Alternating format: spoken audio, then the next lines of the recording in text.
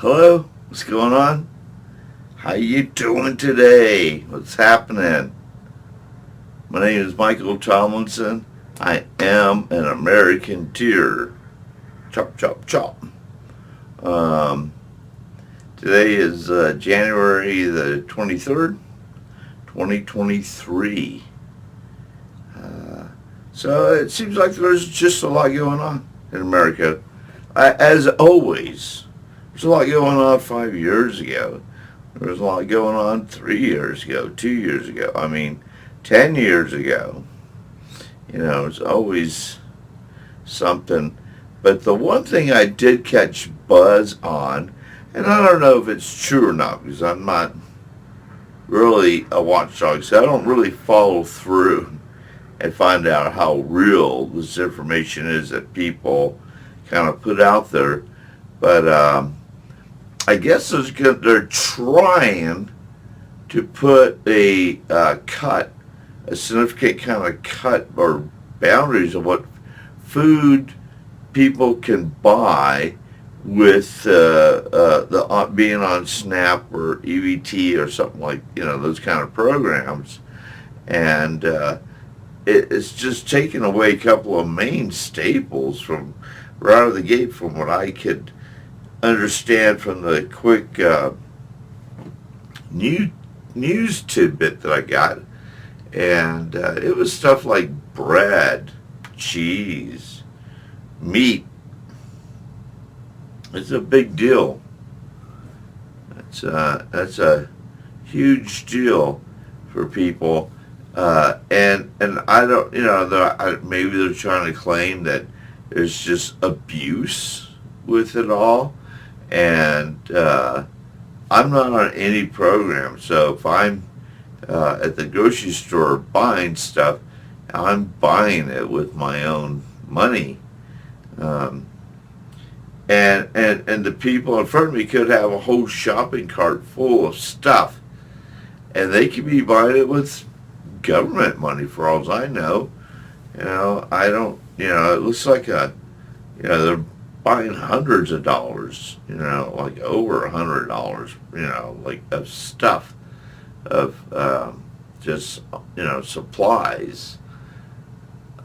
And there's some people that I know in the past, like 3 people that would get SNAP cards, and they would sell them to people for half off. So if they had a $80 SNAP allowance, they would sell it to um, somebody who would buy it off them for for 40, give them $40 for the $80 worth of food.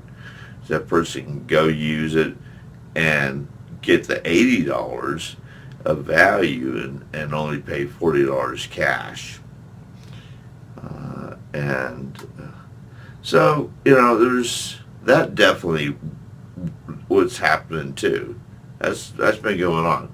The thing about the programs, though, is that it's going to make people really hurt, because there are people that have been on these programs that I know of, for over 10 years. And if there's like even like a week hiccup, like in receiving their SNAP funds, they get all freaked out. A little too freaked out, if you ask me. Really, just really dependent on that extra 125 or $80 or $200, and if you have kids, it could be 350, who knows, and so it's a no joke issue with the people that have been living off of these programs, and they take it very seriously. They for sure don't want to be missing out. They don't want to be cut out.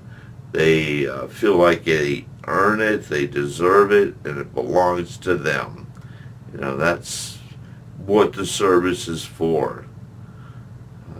And there's no changing those people's mind, especially if you've been on the program for, definitely 3+ years, you're dependent on it. It's not even a safety net anything anymore.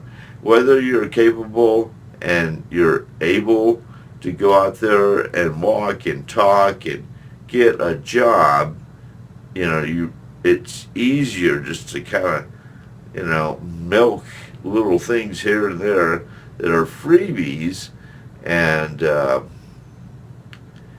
do very little, to do like produce any kind of productive work kind of thing and get a job, or start to be creative enough to where you can get paid for your creative talents, and or know how to make you have skills and things that you can go out and do on the side, but if you don't have to do that stuff, or if you don't have to do very little because you're getting this much money already, and so all you need to do is just make some pocket cash, I guess, then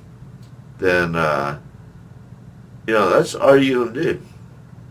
If it's just you just need to make enough money to pay rent, then that's probably all the money you're gonna want to make anyways, and just say, there you go, there's my rent, I have my food, I have my whatever it is, supplies that I need that make me content and happy right now, and with as little effort as possible. Actually, and all that stuff that I just said before, as little effort as possible, it is what it is. But the part that kills me or hurts me is as little effort as possible. Do as little as possible to get as much as you can. That's, and that is just not, I'll tell you right now, that's just not a healthy way to be living your life. I would not encourage you to do that. There is no, reaching out to do something bigger and better for yourself. There's no inspiration there. In fact, it kills inspiration. It brings down. Keeps people down, and it's not because of the system keeping people down. I think people just put themselves down now. It's just they self-oppress, and thinking that is the best option is to do that rather than rise to the occasion. And I think that's probably why sometimes they just don't like people who are able, willing, talking, walk-in people, individuals, reaching out to do more,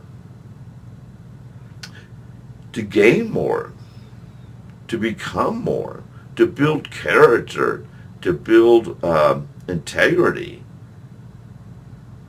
to know what it's like to face rejection, and know what it's like to risk everything for one glorious moment. So and that's the reason why I'm not talking bad about it. I'm just saying that it would, it's if you're cheating yourself out of reaching out and for opportunity, or to do things, or become better, become like, much more of a complete individual, and, then it's just not helping. You have to know how to put your nose to the grind.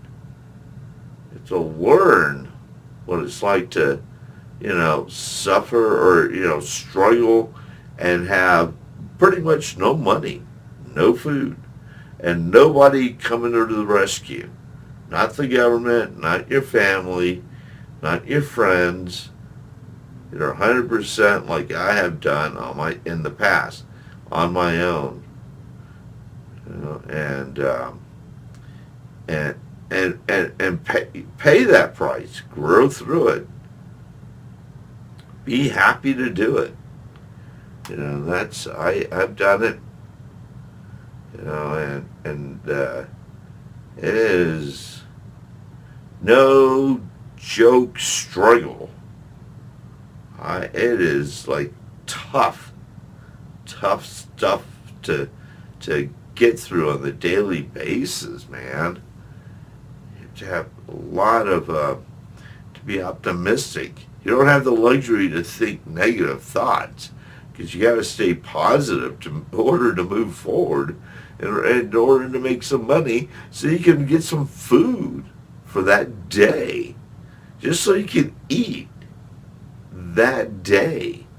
And I don't mean like go out and get fast food, like actually go to the grocery store and buy, $10 or less of supplies of some kind of food to eat.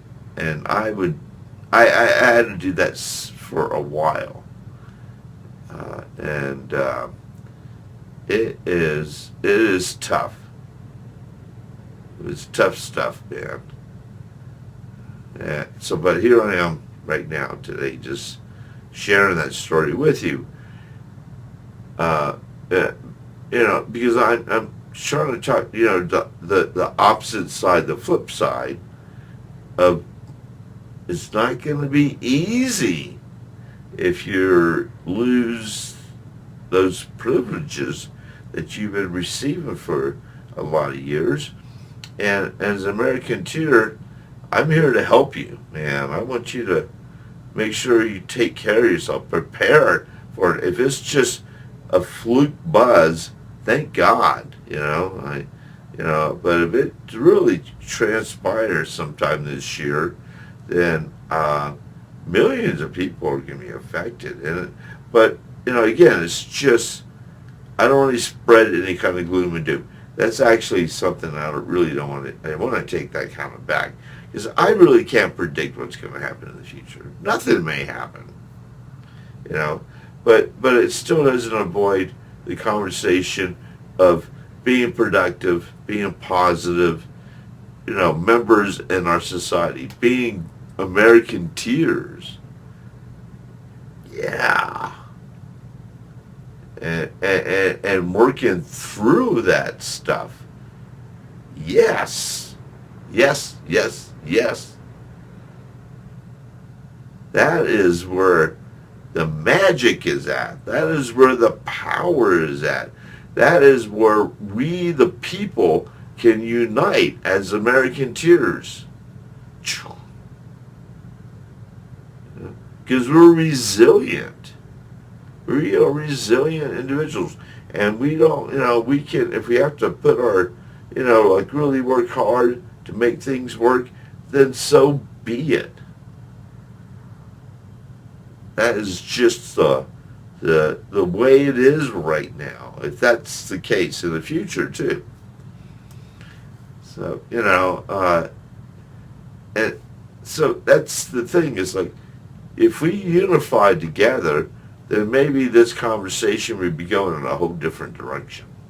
If we already united, that's another way of looking at it. If it was already a growing movement, then we would probably know more about, what's happening and what kind of solutions we can actually put on the table that are really workable. Sounds like fun to me. Sounds like a magnificent time. Just pow, pow, pow. And to do cool things like that, for a higher purpose for all America, and to save America in our own way. That is beautiful. It's almost like it just, you want to add some music to it. It's so beautiful. So, anyways, thank you for your time. Have an excellent day. Be awesome. Peace, love. Talk later.